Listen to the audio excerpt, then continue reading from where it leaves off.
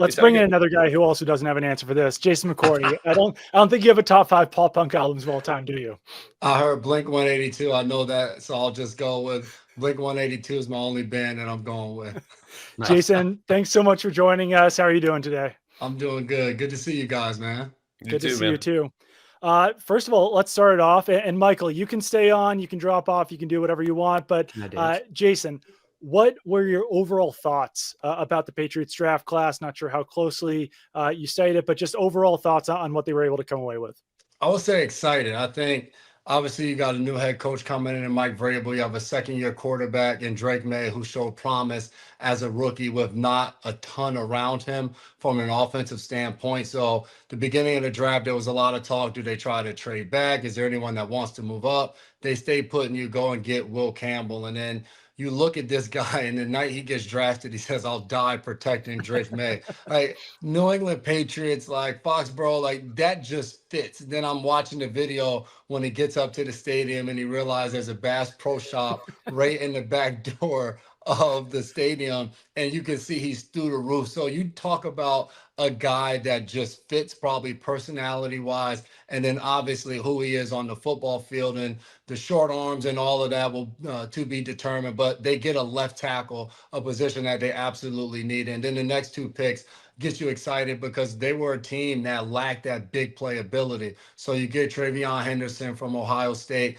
who can be a nice 1-2 punch to Ramondre Stevenson, and then obviously Antonio Gibson as well. But he is somebody that is different from those guys, pass protection wise, the speed that he brings. And then Kyle Williams, a big play threat, a guy that's dangerous with the ball in his hands. So then obviously you go safety with Woodson and some other picks, Swinson, add in depth. And then nothing makes a Patriots draft than drafting a kicker and then freaking drafting a long snapper. Like, it's like you got to get back to some of the old ways, getting some positions like that. So I like the Patriots draft. I think for them, you have so many parts of your team that need to be filled, so many roster spots, so many needs that they really couldn't go wrong in the draft. But when you see what they're able to do as a fan, you have to be excited. So Jason, we have 2 questions. My favorite thing about the Will Campbell lighthouse clip, by the way, was that he knew the lore that Matt Light had hunted behind the stadium. Like that shows you that he had really like done his research on the Patriots. He'd been like watching these podcast clips of old Patriot stuff. So I really did. That is true. Cool. Yeah, that is true. Matt Light references lets you know he's digging in deep. Yes. I wish Matt Light had stayed around in like some capacity, even as like as a QC, the way that he just seemed to needle Bill, like in a way that no one else did before or after the pranks, actually having a firearm like on the premises of the stadium, just putting stuff in his car, like just getting on Brady's case. Like we bring up Matt Light now, it's like, oh, if Will Campbell was Matt Light, would he be a success? I say smashing success, and not just because of the on-field play, but if we get those same amount of stories out of Will Campbell that we did Matt Light, God bless. Give him the red jacket now. No doubt about it. Matt Light, and I didn't get a chance to play with him. I heard stories from my brother. Then he came on Good Morning Football when I was there and went over some of the skits and some of the pranks that he was pulling in the locker room. Matt Light's a guy that fits any era of football. You just plop him in a locker room and automatically he's a glue guy because he lightens the mood. The fact that he was pulling pranks on Belichick, and this was back in the day too. This was earlier on Belichick, not the kind of smoother, softer Belichick that we're seeing now doing CBS interviews and all types of stuff. So the fact that Matt Light was able to do those things lets you know how special he was. Okay, so you brought it up. I was going to wait to ask you about this. You've seen the 8 minutes of CBS, yes? Yes, I have. Okay, all right. We need a breakdown, like a film breakdown. Jason McCourty's. You're on the board with Dan Orlovsky. What were your takeaways? What did you see? What did you hear? You know, who I would love to break that down is Bill himself, like in a team meeting, talking about it, the references, the way the camera cuts from him to Jordan and all the in-between interactions, the silent moments, all of that. I mean, as you're watching it, it's stunning. It's like the classic Bill, but also some new stuff. Like you turn it on and automatically you see the Navy sweatshirt with holes all in it. And you're like, that's my guy. That's the Bill that I know. And then the interview starts and it's just like, man, I wouldn't expect him to get those type of questions. But then he's just awkward and he doesn't say anything. And you're like, yup, that's the Bill I know. He doesn't want to answer that question. So it was a fantastic watch would be how I would describe it. You can take that whichever way you want. Still a master in not answering the questions. Oh, And I think it did come off a Correct. little bit more awkward on this one, just because he was doing it with a smile on his face. Like he didn't want to be Bill to us. He didn't want to be Bill in the press conference room where he's wanting to be as angry and mean as possible. Like he was trying to put the smile on while still playing the old Bill Belichick role. I wanted to ask you, Jason, obviously back in your day, back when you were drafted, it was only 2 days of the NFL draft.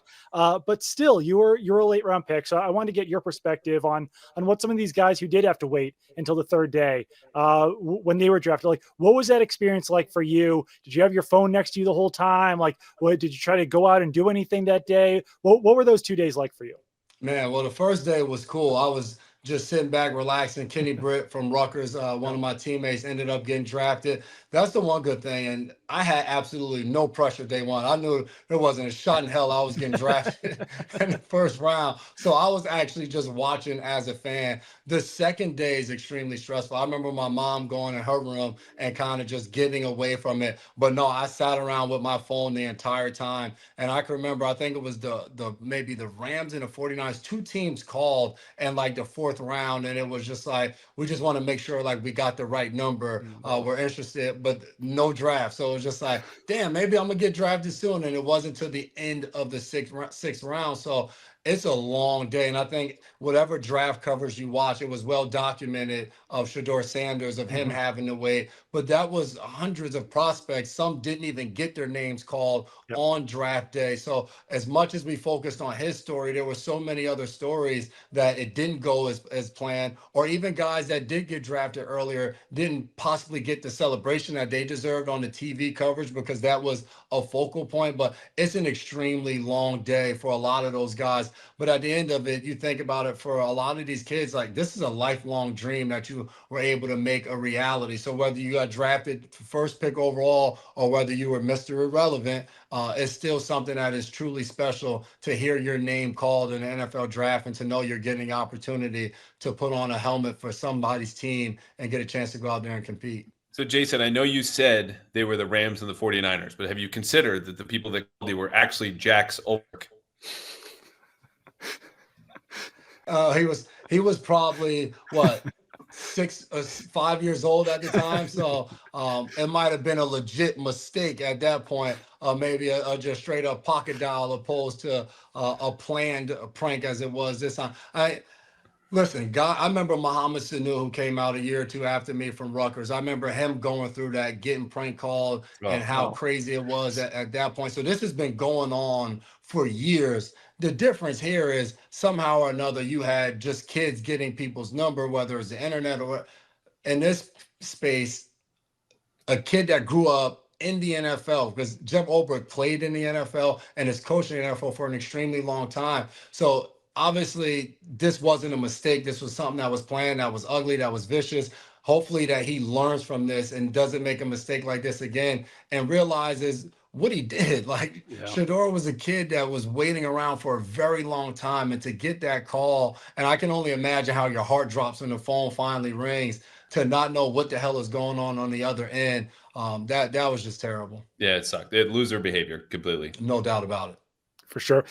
Just a reminder to people, you can donate at princesshalleforever.com. You can send in your super chats. Any $10 donation gets you a raffle ticket for a Kendrick Bourne signed football. You had mentioned Shedeur Sanders, Jason, and obviously we'll get back into the Patriots a little bit, but what was your opinion on that whole situation? Just like the fall that he had, do you think it was just the NFL or like media catching up to the NFL? Was it potentially some of the interviews that he's having with teams? Like, what was your take on the whole situation of why he fell and the reaction to why he fell? I would have to say, I think it was a little bit of everything you just said. And there's a lot of people on TV or on social media, and everybody's coming up with their own assumption of what it was or what it could have been, all the way from collusion to mentions of Colin Kaepernick and all types of things. And to be completely honest, I text some people that I know around the league. There is no clear-cut answer of why he fell in the draft. It isn't just as simple of saying one team saying at the combine he blew off our interviewer, he didn't do well at this visit. there's so many different answers that you get when it comes to him. The only thing I was able to come with, at the end of the day, you have 32 teams that have their own preference to pick whoever it is in the hell that they want to come play and represent their team. Part of that evaluation process is turning on the film and seeing who a guy is with his helmet and his shoulder pads on in between those white lines. The other part of the process is getting a chance to know prospects, bringing them in, visiting with them, putting them up on the board, testing how much they know from a football standpoint, and then also seeing if they're a personality fit for your organization and for your locker room. And that determination is up to 32 general managers to decide whether they want a young man to come into their building and play for their football team. So we can pick everybody apart and say it was personal, collusion, and come up with all of these different things. But at the end of the day, no team has to give a reason why they didn't pick a certain prospect. If you don't feel like they were a fit for your team, you don't draft him. And at the end of the day, Shedeur, we know, wasn't a first-round talent that some people on the outside might have thought. I do believe his talent warranted him to be drafted higher than the 5th round. But for whatever reason, all 32 teams passed on him multiple times. So there's something there. I don't think he was colluded against, and owners were all texting each other saying, don't draft Shedeur Sanders just because his father was Dion. I just don't believe that.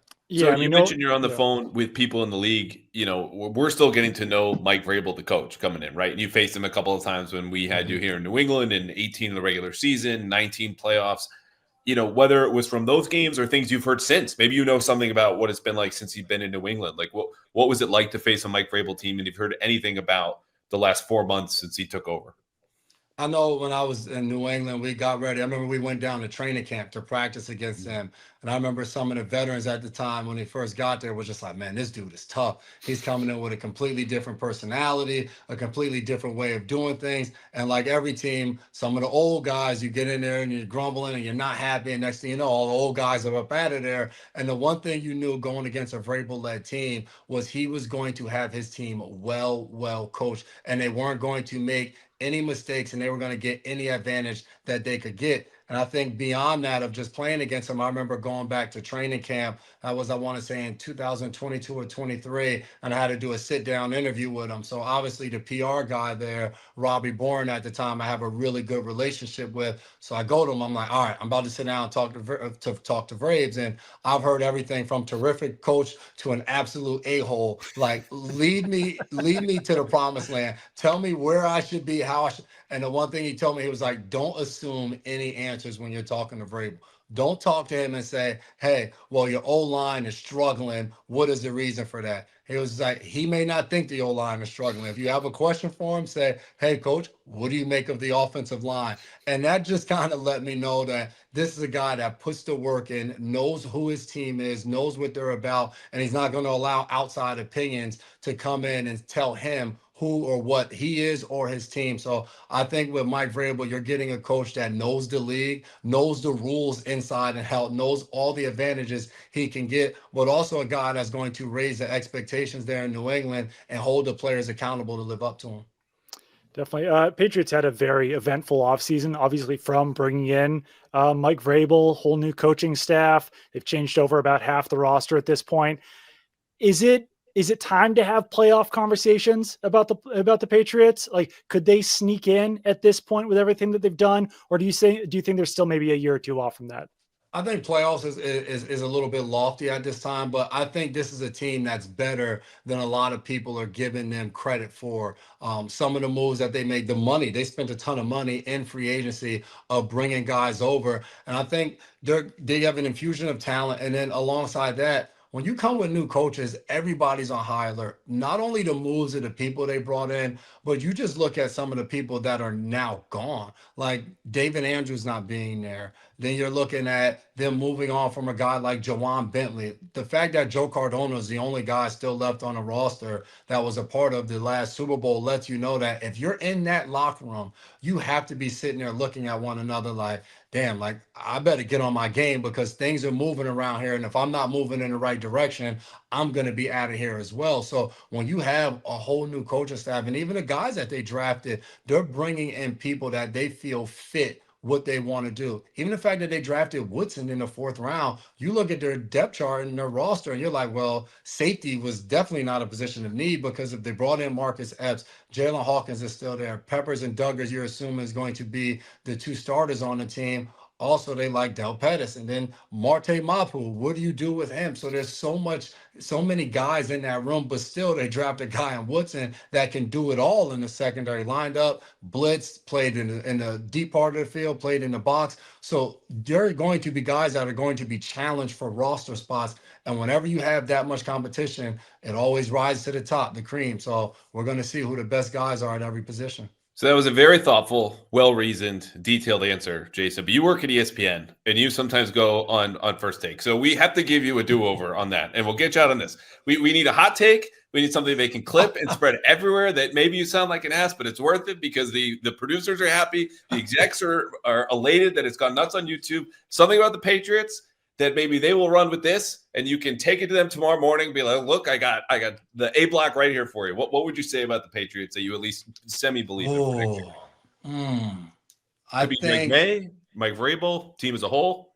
Well, if it's gonna be a hot take, then you got to talk about either the quarterback or you got to talk about the head coach. So if we're gonna say that part of it, I'd have to say, if you're gonna go hot take, you'd have to say Drake May is going to come back and he's going to be in the early portion MVP conversation of the NFL. Like, you'd have to say stuff like that if you wanted to go viral and be spread everywhere. That's the type of stuff that you clip off and say, oh my goodness, the addition of Stephon Diggs is going to bring out another side of Drake May, similar to when he joined Buffalo and brought out the best side of Josh Allen. Speed on the field offensively is going to open up things and create lanes for Drake May, even as a rusher, but he's going to slide this year, so he's healthy for all 17 games. And that's going to lead him to a breakout season for the New England Patriots. That's a gold you don't get on Sunday night football night in America. Okay, this is ESPN only. This is so much better than that crap I see before I get to watch a Sunday night game.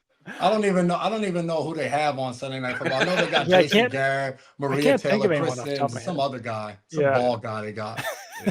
Well, Jason, I appreciate you. I do appreciate your brother. He joined us on our last stream. So shout out to Devin as well. You guys have been extremely supportive. So really appreciate the time, and thanks so much for joining us. Always, man. Keep it going, Doug. Hey, good to see you, Andrew. Great seeing you, Jay. Awesome. Thanks, Jason.